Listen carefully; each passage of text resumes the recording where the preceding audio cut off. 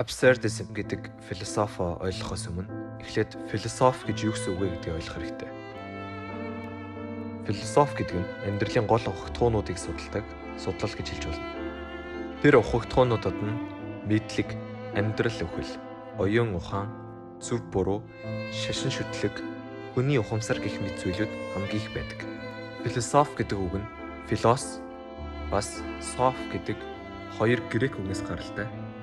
Филос гэдэг нь дуртай, хайртай гэсэн утгатай, харин соф гэдэг нь эрдэм мэдлэг гэсэн утгатай.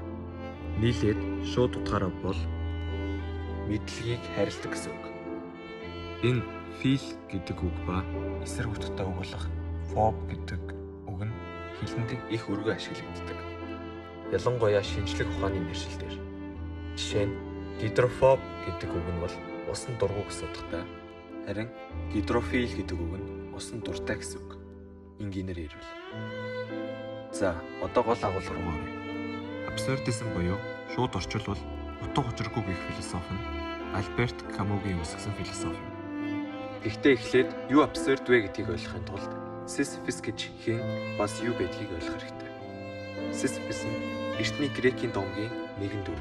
Сизифис нь нүхлээс 2 удаа зугтаж ургатыг эсэргүүцсэн учраас Зевсээр шийтүүлсэн ба түүний шийтгэл нь уулын өдөө том өхөр чулууг өнгөрүүлж орой дээр нь гарах байсан.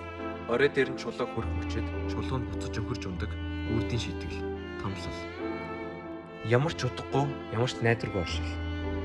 Гэхдээ Сизифис ад жаргалтай байсан уу гэвэл абсурдист өнцгөөс ад жаргалтай байсан гэж хэлнэ. Найдвар илүү дээр амьдралын хэтэрхий байх юм бол ад жаргалгүй амьдралаар амьдрна. Тэгэхээр яг юу абсурд байна вэ гэвэл хүмүүс цаанаасаа утга учир байдаг.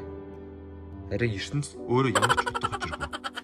Гэхдээ хүний юмыг ойлгох үндслэл хайх тэмүүлэл нь дангаараа абсурд биш. Бас ертөнцийн үндслэлгүй байдал нь ч дангаараа абсурд биш. Абсурд гэх зүйл нь зөвхөн энэ хүний рационал логикл байдал, хорвоо ертөнцийн иррационал логикгүй байдалтай харьцаж байгаа үед гарч ирдэг.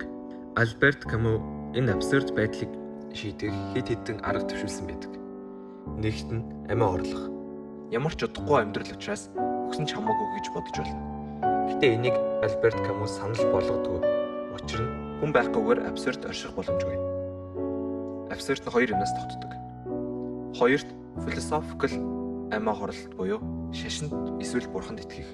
Амьдрал нь утга учиртай. Тэр утга учир нь ямар нэгэн бүхнийг бүтээгч зүйлээс заяагцсан гэж итгэж болно. Гэтэ энэ нь бууж өгч байгаагаас ялгаагүй. Амьдралын абсурд байдлыг хүлээмжшөөрөх, харин зөвшөөрсөн эдийч амьдралыг тултал нь амьдрах нь хамгийн шилдэг абсурдист зам гэж Альберт Каму бичсэн байдаг. Абсурд хүн яаж амьдрах вэ гэдэг асуултанд 3 хариу бичсэн байдаг. Абсурд амьдрал ямар ч утга учиргүй болохоор зөв буруу гэж байхгүй, сайн муу ч гэж байхгүй. Хүссэн ямар ч зүйлийг хийх боломжтой. Энийг харин аз жаргалтайгаар хэлээгүйг ойлгох хэрэгтэй. Зүгээр л гашуун үнэн баримт. Нэгдүгээрт цуврал охин наригч хүний жишээг бичсэн байдаг. Зөвхөн эмэгтэй хүнийг татах гэж амьдардаг. Альберт Камугийн хэлснээр амьдралыг хүсэл тэмүүллээр тултал нь амьдардаг хүн. Богино төр зүрийн аз жаргал. Дараагийн жишээнд жүжигчин хүн гэж бичсэн байдаг. Богино жүжигээр хорхон зүрийн нэр алдар авдаг.